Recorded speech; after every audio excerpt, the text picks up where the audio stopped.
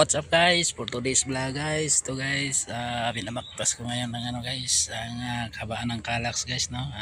Good morning pala, shout out sa lahat ng ating mga viewers, lalo na yung aking mga subscriber, no. 16.2k na tayo mga GSP. Salamat sa mga pagsusupport nyo. Ito guys, ito yung vlog natin ngayong araw ng Martes guys, no. Ito maulan at madulas, medyo may hangin din ng konti, so walang traffic guys yung Calax, kabaan ng Calax, at madulas lang saka may hangin, no. So ingat tayo mga GSP sa pagbibiyahe ngayon yung ganitong mga tag-ulan, kasi kadalasan ng ganito guys,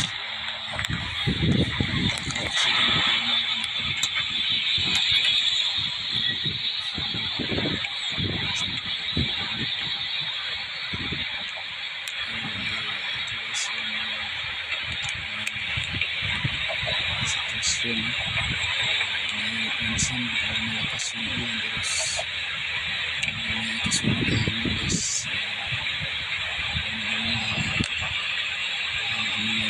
Sitwasyon ng Martes. Sito tayo sa sa eksekutan ng Calax topic. So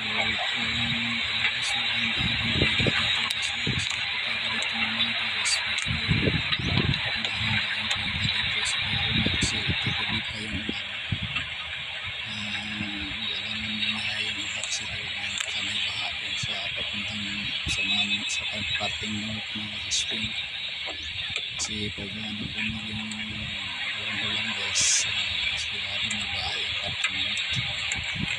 So ito guys, natawid na tayo ng so kung pa rin guys, tuloy-tuloy pa rin mga agos ng ulan.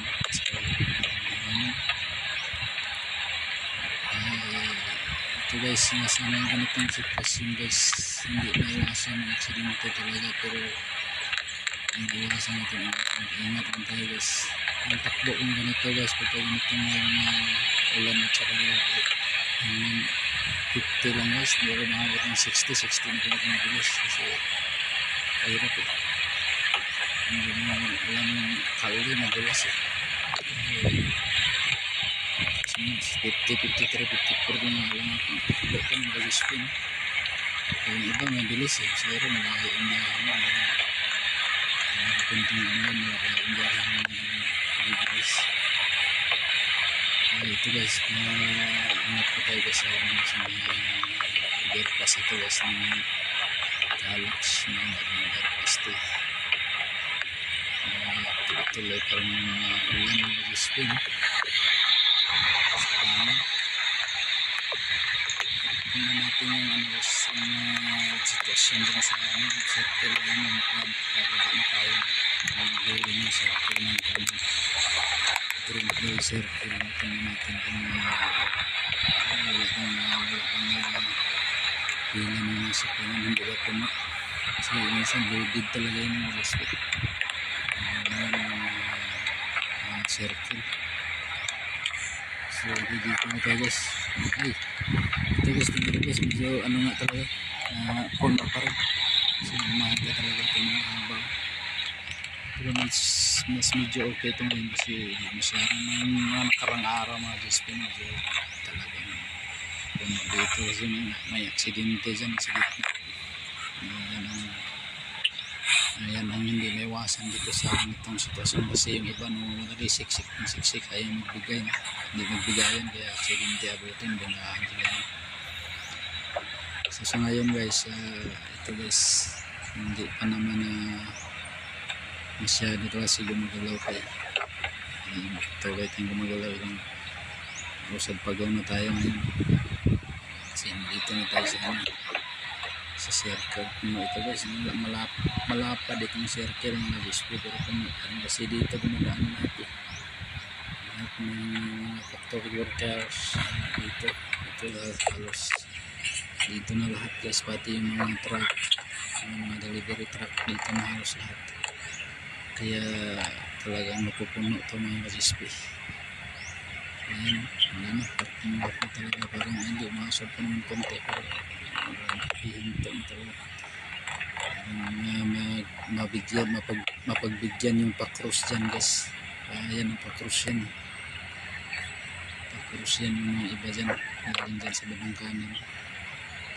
Kasi ilang way yung papasok dyan sa north to southbound guys. 1, 2, 3, 4 na apat na kalye guys yung papasok ng north to southbound guys, yung papasok dyan. Kaya ganito siguro ka dami volume yung sakyanan dito pag umaga. Sobrang dami guys. Tapos paghapon naman ganun din, rush hour, ganyan ang sitwasyon dito mga GSP sa Greenfield Circle. Talaga 0 kph na tayo mga GSP. Yung truck na yan guys, paano yan guys, pa-cross yan. Yung pagaling sa kanan, pa-cross yan. Pupuntang southbound yan mga GSP. Wala kasing truck band dito kaya nakakalabas yan sila. Basta parting south lang, makakaano sila, kalabas. Wala kasing truck band eh. Hindi ko lang alam sa ibang mga barangay meron, pero sa amin dito sa lugar na meron truck band eh. Ganyan kalaking truck, mga barangay na nagpapatupad kasi bawal sila eh. Pero dito mukhang wala ata eh. Kasi yan yung kumukros sa amin guys, yan yung pa southbound guys, papasok ng southbound area. Kaya ito guys, ingatan tayo dito sa ganitong sitwasyon, siksikan kasi yung iba yan dyan guys, siksik talaga yung nabigay. So tayo nakakaintindi guys, bibigyan natin sila ng way para makalusot lang. Uusa din tayo. Ayan, 0 kph talaga. Pagka may kumukros, ibigyan na natin guys, kasi yan, kumukros yan, ang signal na pakaliwa at itong southbound yan mga GSP. So nakatawid na tayo guys, nakalusot na tayo ron, pagbigyan na natin yung pa-cross ng southbound. Kaya tayo naman papasok ng northbound exit na tayo mga GSP. So ayan,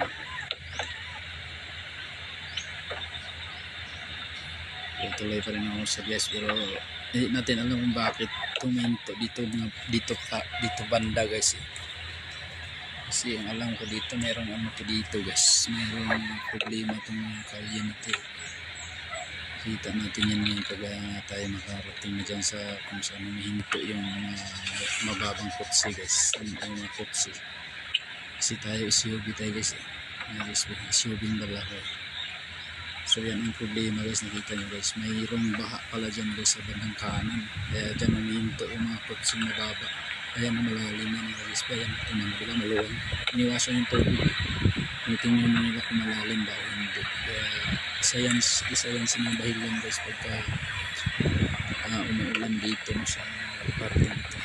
Kasi baka ayusin naman siguro yan, kaya baka ilang buwan ayos na yan kasi sa gabal, barado talaga dyan pagka ganitong tag-ulan guys. Yan ang focus ng traffic eh. Yung tubig dyan na naiipon.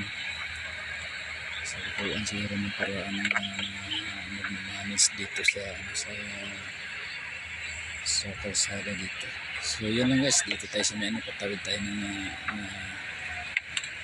patawid na tayo ng tulay ng North to South Expressway. Ayun guys, yung mga tulay ito guys, pagpasukin din tayo ng northbound.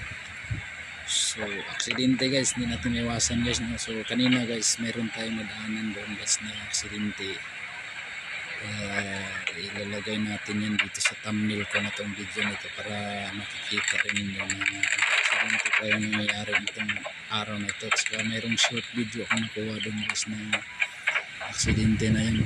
Saka makikita rin yan kasi nandoon sa short video ko yun. So ang masasabi ko lang guys sa mga mga driver na may araw-araw na madalas kala mo ko lang itong tagulang, hindi maiwasan talaga. Tingnan nyo yung ano guys, yung lumusot na armored car. Napaka unsot sa kabilang lote. Tingnan nyo mamaya. Kasi i-upload ko yun guys. So bye bye guys. Thank you.